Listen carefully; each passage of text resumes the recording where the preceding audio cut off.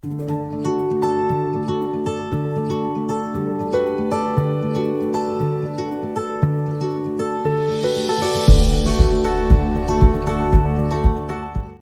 para todos, Parashá Devarim. Palabra Devarim traduce palabras. Los temas de esta parashá que están en Deuteronomio Devarim, capítulo 1, versículo 1 al capítulo 3, versículo 22. El primer tema, el reproche de Moshe al pueblo por haber provocado a Hashem en el desierto. Segundo tema, sobre la designación de los jueces. El tercer tema, el caso de los espías. La cuarta tópico que trata esta parashá es la travesía de Israel por el monte de Seir. Siguiente tema, la travesía de Israel por el desierto de Moab y al este del Mar Muerto y de los amonitas, la guerra contra Sihón, rey de Heshbón, y la guerra contra Og, rey de Basham. Y por último, Moshe da coraje a Yehoshua, le da fuerzas para ir a la guerra. Pregunta de Abarbanel. Dado que la razón aparente de que Moisés no entrara en la tierra prometida es el suceso de Meribá, el agua de la piedra, que está en la Parashá Jucat, capítulo 20 del libro de Números, la pregunta es ¿por qué Moshe está incluyendo su castigo dentro del caso de los dos espías? Que es lo que es el centro de esta parashá. ¿No debería tratarse como un caso totalmente independiente? Pues vamos a ver sobre eso. Devarim capítulo 1, versículo 1 dice, estas son las palabras de Devarim, palabras que incluían reproche hacia el pueblo de Israel, que transmitió Moshe a todo Israel en la margen oriental del Jordán, en el desierto de Arabá, frente al Suf, entre Parán y Tofel, Labán, Atzerot y Dizahab. Entonces, si ustedes analizan, el margen oriental del río Jordán está lejos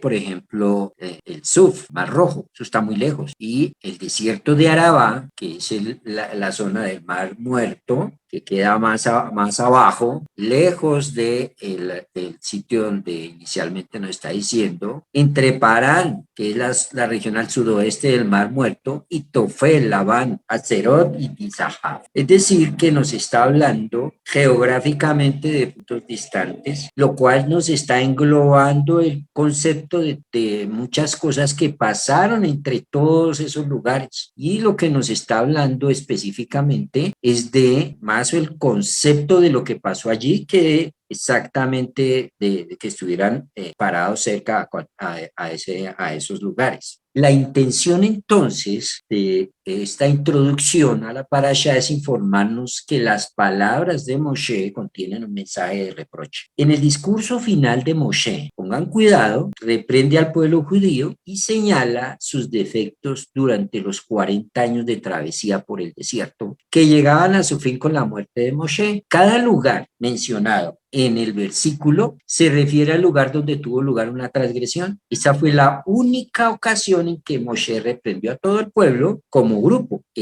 Ahora, Moshe le estaba hablando a la audiencia incorrecta. Le estaba diciendo que ellos fueron transgresores, que ellos mandaron espías, que ellos lloraron por el informe de esos espías, etcétera. Pero sucede que si analizamos bien la lectura de la parashá, sucede que esa generación que hizo eso ya se había muerto y le estaba hablando a los que estaban todavía y los que iban a entrar a la tierra de Israel. Si iban a entrar a la tierra de Israel, ellos no eran los del problema de los espías. Entonces, ¿por qué le estaba hablando a esta generación que iba a entrar a la tierra de Israel de algo que ellos no hicieron? De eso tendremos que hablar en esta sección. La mayoría de los pecados y errores que menciona en el discurso Moshe, por ejemplo, el pecado del becerro de oro y el pecado de los espías, fueron cometidos por personas que ya habían fallecido en el desierto. Entonces, ¿cómo podemos entender que reproche a una generación posterior los pecados cometidos por sus padres o por sus abuelos? Si este es un discurso de reprimenda, lo otro que tenemos que preguntarnos es, ¿dónde están las palabras de reproche? Puesto que el pasaje no nos es claro en eso. ¿Qué sentido tiene registrar solo el discurso y omitir el reproche? Vamos a empezar a desarrollar esto. Si vemos bien el esquema de la narración, comienza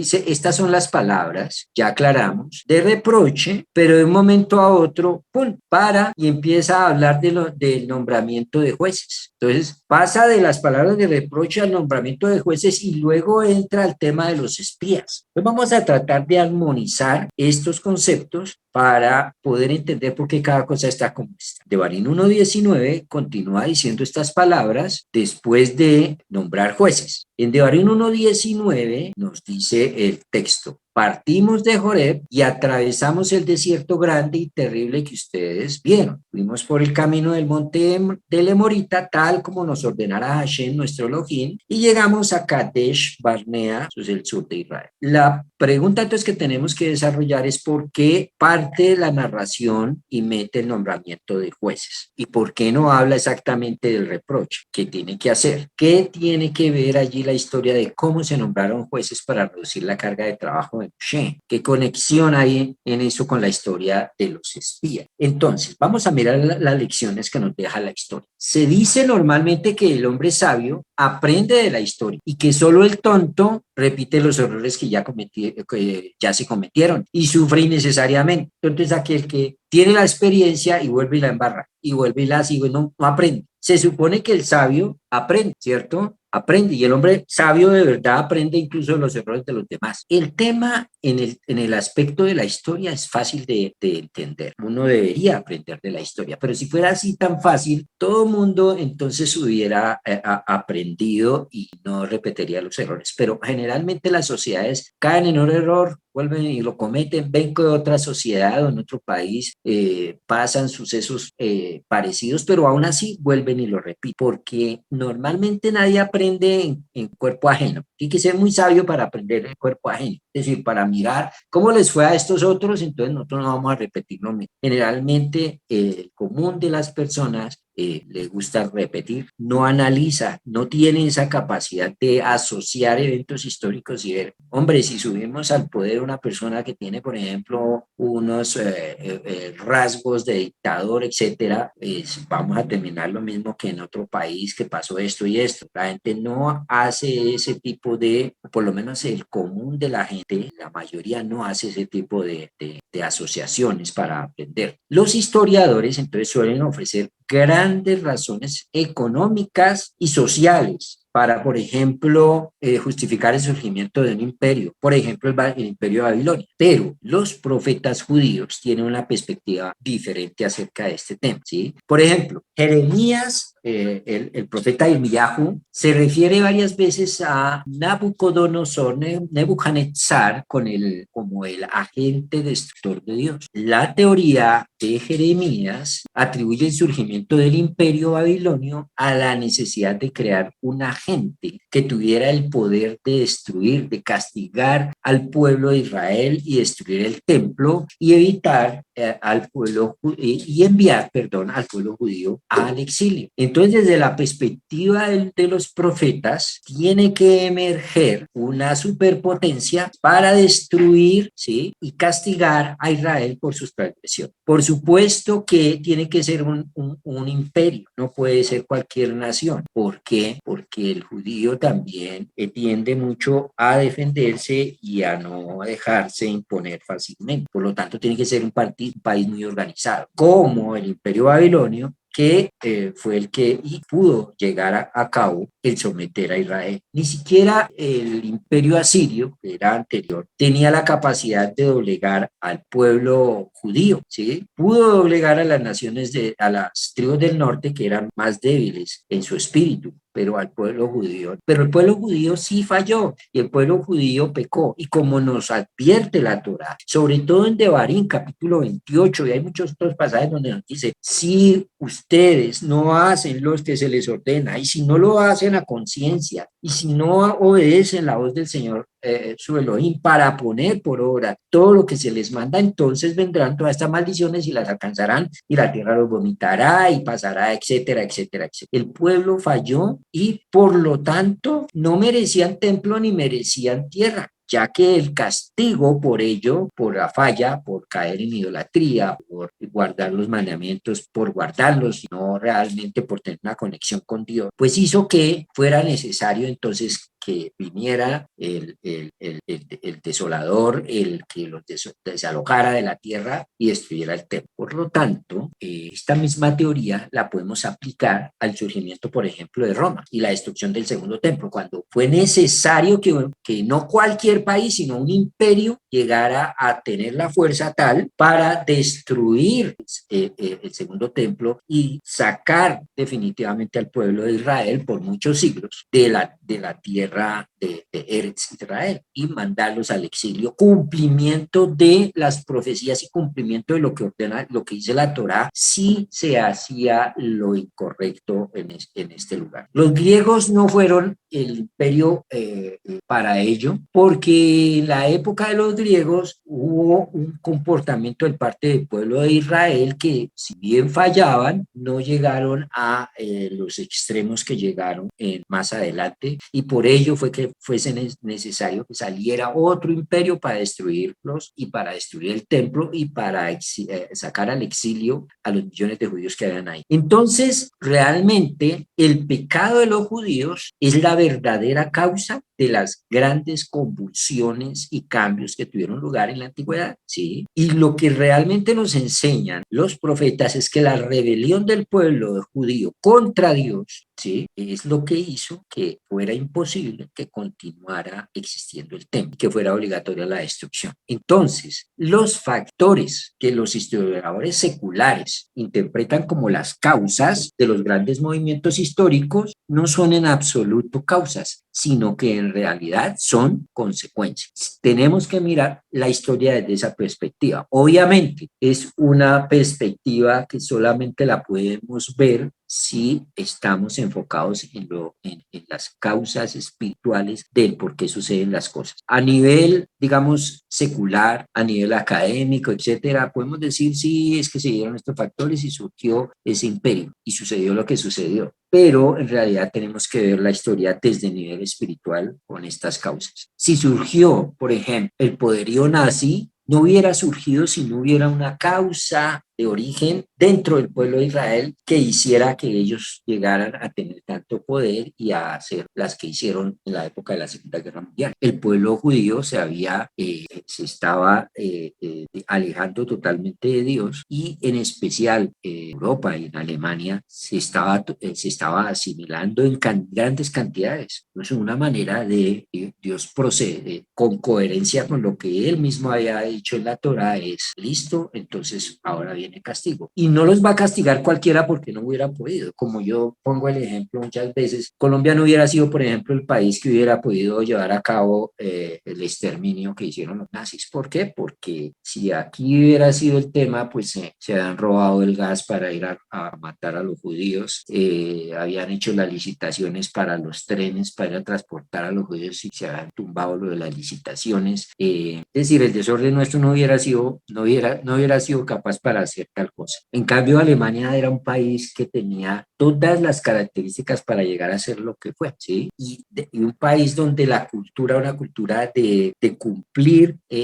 con las metas y muy organizados. Entonces, y el poderío militar y el poderío económico para poder hacerlo y enfrentarse a medio mundo con tal de llevar a cabo estos planes fascistas. Ahora, en el plan general aparece el Estado de Israel como consecuencia de ello, y por ello mismo el retorno de una cantidad de millones de judíos a la tierra de Israel. Entonces, volvamos nuevamente a lo que está detrás de lo que nos está enseñando la parasha. A Moshe no le interesaba únicamente relatar la historia del pecado de los espías. Si aceptamos la perspectiva de la Torá respecto a que el pecado de los judíos es la causa subyacente está diciendo que es una causa que está como escondida detrás de las convulsiones históricas, entonces ahora tiene sentido tratar de entender las causas que hay detrás de todo eso, que tienen que ver también con el pecado de Israel. La forma de evitar repetir los errores de la historia es aprender cuáles fueron las causas del pecado. Es decir, para que el pueblo de Israel no volviera a caer en lo mismo, necesitaban entender las causas por las cuales fueron castigados y tuvieron que estar 40 años en el desierto. Y para que cuando entraron a la tierra prometida no fueran a repetir lo mismo, Moshe les hace la advertencia, ¿sí? Puedes aprender entonces a pecar en el futuro y evitar problemas, los problemas que eso provoca. Pero ahora quiero también detenerme en un punto. Moshe habla con el pueblo y les dice en un versículo, voy a tratar de ubicarlo acá en pantalla. Yo les dije, no se desanimen ni tengan miedo. Hashem, su Elohim, quien va delante de ustedes, él mismo peleará por ustedes, con todo lo que hizo en Egipto ante sus mismos ojos. Y en el desierto, donde viste como Hashem, tu Elohim, te llevó, como un hombre lleva a su hijo, en todo el camino que recorrieron hasta llegar a este lugar. Pero resulta que ustedes no confiaron en Hashem, su Elohim. ¿Cuál fue el problema ahí? La generación que estaba en el desierto estaba acostumbrada, se acostumbró rápidamente a vivir, a tener una relación con Dios, una relación muy cercana, una relación en la que hubo la manifestación de Dios, que pudieron ellos oír la voz de Dios y pudieron ellos experimentar la presencia de Dios. Una generación en el desierto que tenían la nube que los cubría durante el día y que los cuidaba de los calores extremos en el desierto y de los soles devastadores en ese clima, que además de eso tenían una columna de fuego en la noche y tenían una columna de humo en el día, que tenían el agua del manantial que era por efecto de los méritos de Miriam, que tenían el maná que les caía todos los días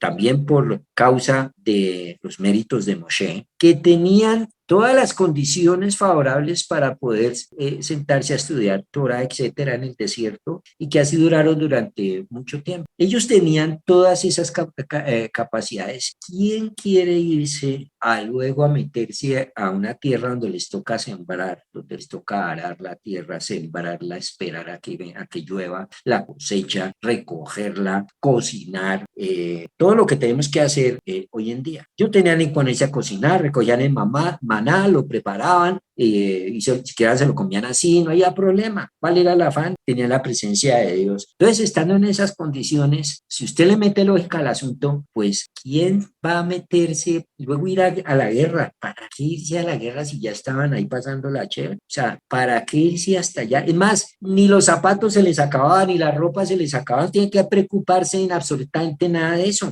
Imagínense, usted tiene subsidio de vivienda, tiene subsidio de transporte, tiene los servicios de agua, luz, teléfono, todo lo tiene gratis, tiene la presencia de Dios ahí, tiene a Moshe, tiene todo. ¿Usted para qué se va a enredar la vida yéndose por allá? Le toca más encima sembrar, esperar a que llueva, cosechar y más encima tratar de tener relación con Dios. Entonces, la respuesta de ellos en su interior era no queremos, y por eso de antemano los espías ya iban mentalmente preparados a que no querían y el pueblo no quería, ¿sí? Pero el plan de Dios no era que se quedaran en el desierto. El plan de Dios era que eso que estaban viviendo en el desierto luego lo vivieran en una vida normal como todos nosotros, tener una relación con Dios en una vida secular, en la que hay que trabajar, luchar para el sustento, en la que hay que sembrar, en la que hay que recoger, en la que hay que comprar ropa, en la que hay que comprar zapatos, en la que hay que hacer negocios, todo eso. Y el problema de ellos es que no quisieron cumplir ese plan del Eterno para ellos. Y él les dice, no confiaron en Hashem, su Elohim, quien les había dado la palabra que tranquilos, hagan lo que tienen que hacer, les va a ir bien, no tendrán que esforzarse mucho, ¿sí? Luego dice que va ante ustedes en el camino buscando un lugar apropiado en el que pudiesen acampar por la noche, fuego para mostrarles el camino por el que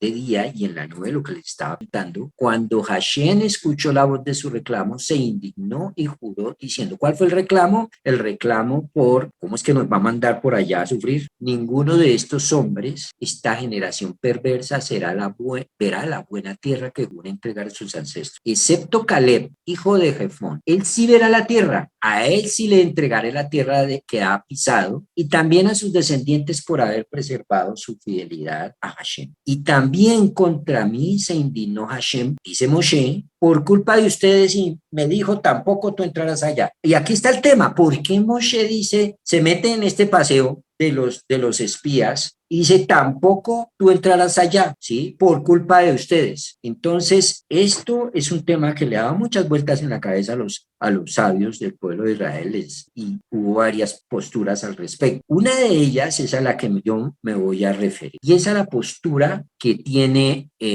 Abarbanel, ¿sí? Abarbanel, para que ustedes tengan otra vez en cuenta, era en la época, por aquella época de la expulsión de los judíos de España, 1492, y antes, él era uno de los que pertenecían a la corte del rey de España. Era un personaje de unas calidades pues, culturales y de conocimiento muy altas.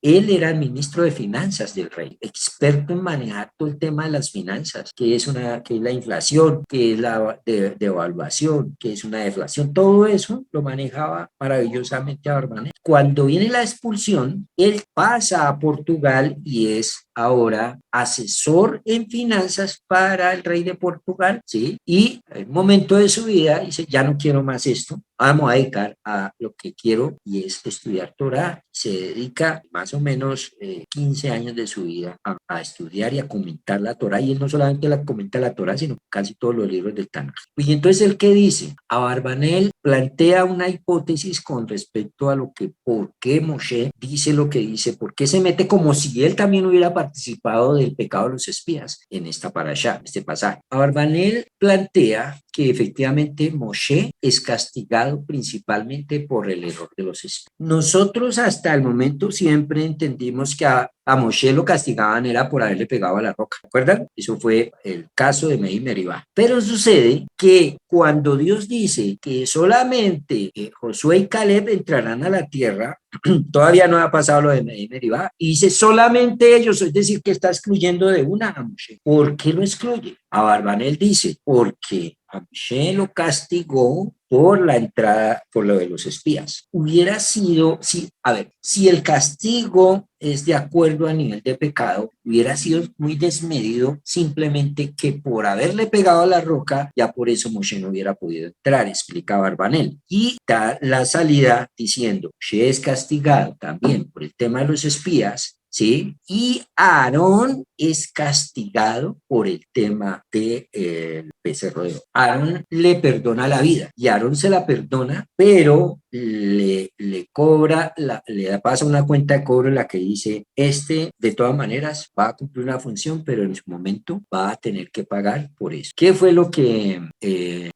sucedió? Aarón, aunque su intención fue ganar tiempo, aguardando a que Moshe descendiera del monte, acuérdense, eso está en la parashá Kitizá, no debe haber sucumbido al pedido del pueblo. ¿Sí? Es decir, sea lo que sea, Aarón no debió haber dado la posibilidad de que ellos hubieran recogido oro y que hubieran vendido su becerro. ¿Sí? Por su parte, Moshe, al encomendar a los 12 espías su misión, no debía extenderse, dice Abarbanel, en pedir reportes de cómo era la tierra. La intención de Moshe ya sabía que ellos no tenían las mejores intenciones para entrar a la tierra de Israel. La intención de Moshe fue mandarlos de buena voluntad a que vayan y miren lo chévere que es la tierra, lo bonita que es, ¿sí? No debió haberlos puesto a averiguar si la tierra era fértil o estéril, si había en ella árboles o no, ni abundar en lo relativo a sus frutos. Nadie le había solicitado esa información. Su deber era remitirse a la estrategia militar y a todo lo relativo a la conquista de la tierra. No hay duda de la intención de Moshe, que era buena, de que deseaba alegrar y emocionar al pueblo, haciéndoles ver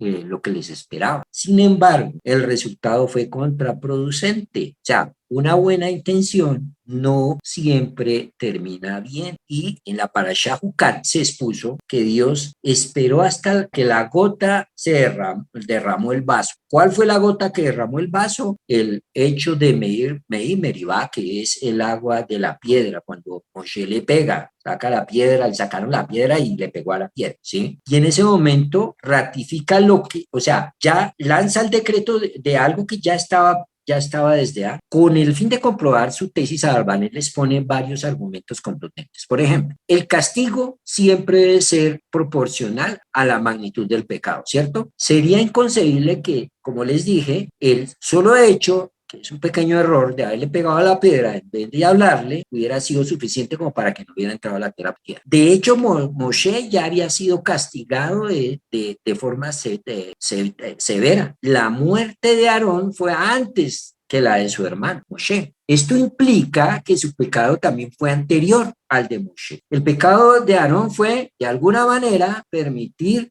algo de lo del tema del becerro de oro, ¿sí? El pecado de Aarón, lo del becerro de oro, fue antes de lo de los espías. Por lo tanto, Aarón muere antes de Moshe. Los castigos entonces tienen que ser consistentes. Esto es, si el pueblo no logra entrar a la tierra por el pecado de los espías o por haber adorado al becerro, un castigo igual debe relacionarse con alguna de las mismas causas. Aarón no tuvo ninguna culpa por el caso de Meribá, es decir, Aarón no tuvo la culpa porque Moshe le pegó a la piedra y fue igualmente castigado. Este versículo citado en forma directa, el Eterno también se irritó contra mí por vuestra culpa, ya lo leímos, remite completamente al pecado de los espías y Aarón no es mencionado en este episodio. Al morir, Aarón, dice el versículo, eso está en Números 20:24, dice, se ha reunido Aarón con su pueblo. Y similarmente, cuando muere Moshe, esto se entiende en forma literal, reunirse con quienes provocaron su muerte. Es decir, Aarón fue a reunirse con aquellos que también fueron al seno de Dios, pero que se quejaron, que también fueron al Edén, pero que se quejaron y de alguna manera él lo está relacionando con ellos en el día de su muerte, ¿sí? Lo mismo con Moshe, se fue a reunir con su pueblo, dice Abarbanel, se refiere a con los que participaron y lloraron por el tema de los espías. Y esto es muy, fíjense, esta parashá normalmente es antes del 9 de Av. ¿Y qué es lo que se castiga en el 9 de Av? La base del 9 de Av es por haber llorado por el informe de los espías. Ahora, cuando se decreta el castigo de los 40 años en el desierto, Dios declara directamente, no entrarán en la tierra que os prometí como morada. Solo Caleb, hijo de Jefón, y Josué, hijo de Nun, entrarán. Lo cual de una vez estaba diciendo, Moshe no va a entrar. Si Moshe no iba a entrar, ¿por qué no iba a entrar? Si todavía lo de pegarle a la roca no ha sucedido. Entonces, lo cual nos enseña que ya estaba decretado que él no iba a entrar y el decreto era por el tema de los espías. Y por eso en esta parashá es que Moshe dice, por culpa de ustedes no voy a entrar. Si todo eso es así, cabe la pregunta, ¿por qué la Torá no fue más explícita en mencionar que Aarón no entraría por el pecado del becerro y Moshe por el de los espías? Abarbanel opina que Dios quiso guardar el honor de estos grandes líderes porque sus errores fueron indirectos. Esto es, su intención al actuar fue buena en cada uno de los casos. Y aún así, la buena intención no les eximió la responsabilidad por las consecuencias desastrosas de sus acciones. Ahora, continuando entonces con la temática que vamos llevando, a Moshe entonces no le interesaba únicamente relatar la historia del pecado de los espías, ¿sí? A Moshe le interesaba, en este caso, evitar que ellos, quienes, la nueva generación repitiera los errores de la historia, ¿sí? Y que aprendieran cuáles fueron las causas del pecado. Moshe no estaba hablando a la audiencia equivocada entonces, no deseaba solamente reprenderlos, sino que quería enseñarles cómo evitar los errores que cometieron mientras él fue su líder. Para aprender de los errores del pasado, primero tienes que entender.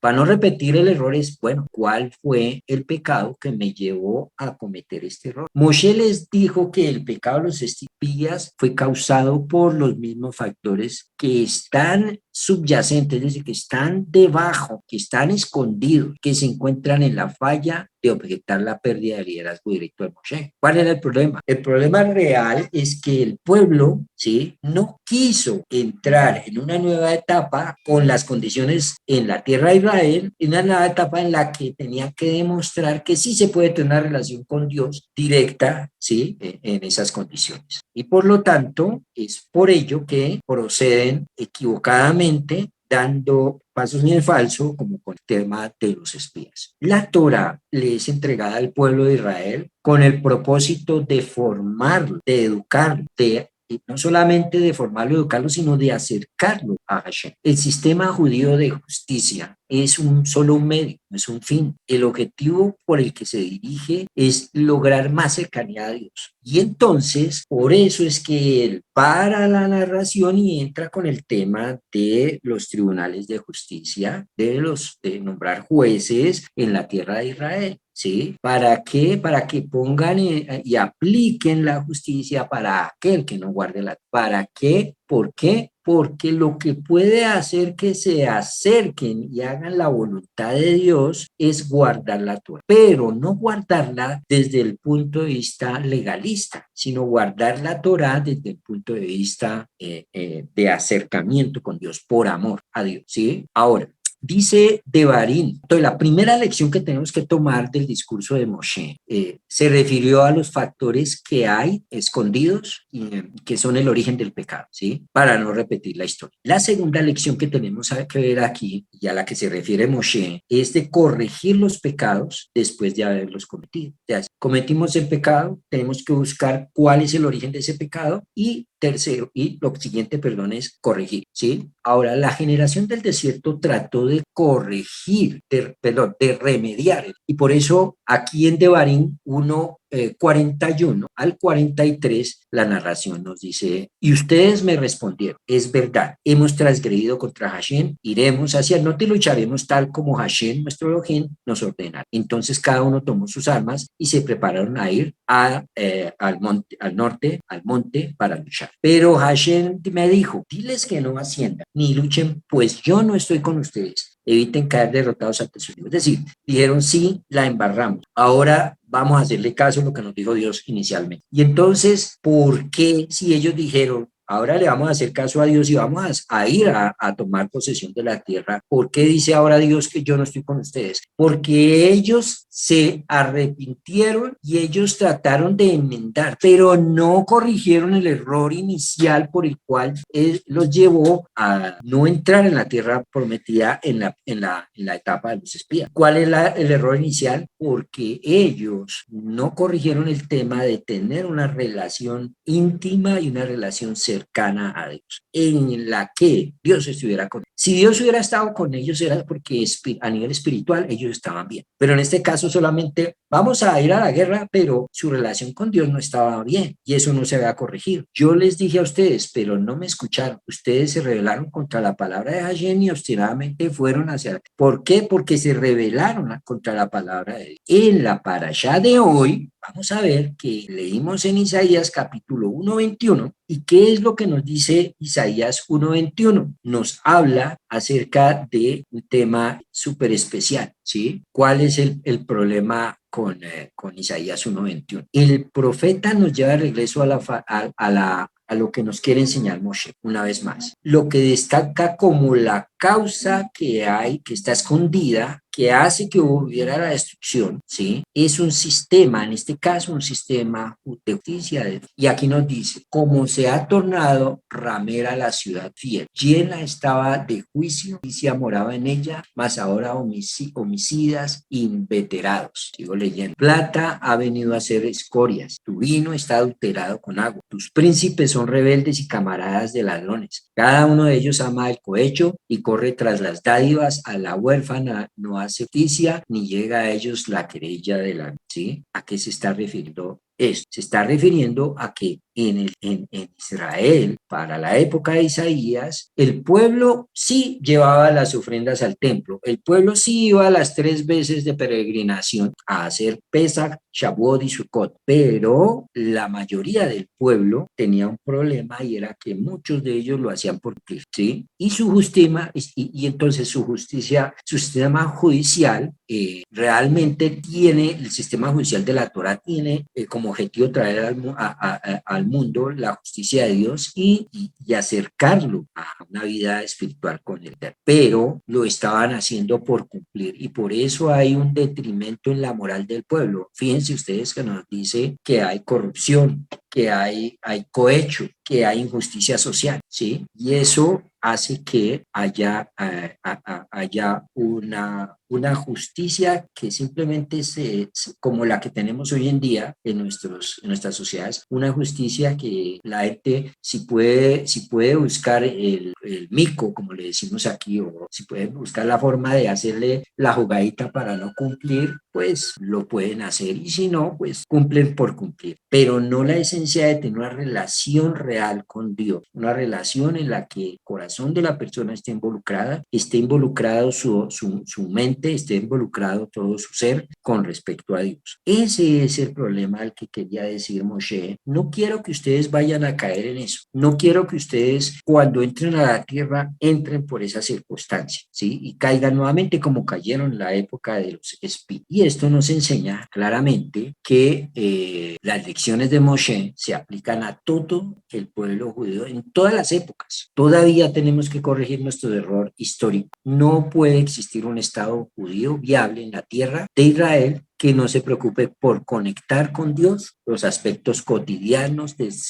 ser un Estado de cualquier forma que sea adecuada para la época. De alguna manera, Dios debe formar parte de lo mismo sucede con nosotros. Si en realidad en tu vida no tienes un comportamiento legal que demuestre una relación correcta, por supuesto, no estaríamos en condiciones de vivir la etapa realmente de la venida del Mashiach. El pueblo debe aprender a tener una relación de conexión con Dios permanente, aún en este mundo en el que tenemos que negociar, trabajar, cumplir con lo que a nosotros nos toca cumplir, etcétera, etcétera. Ese es el mensaje que nos da esta parasha. ¿Preguntas al respecto?